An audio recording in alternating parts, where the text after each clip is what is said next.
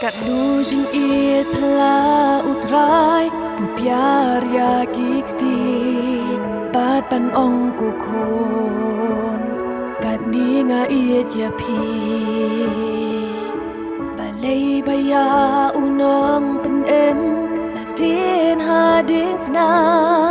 Ngam te balay Ushin chaka jong na Jing jin jar per thay u la sha Jing ya bas go shur kay But bas go ma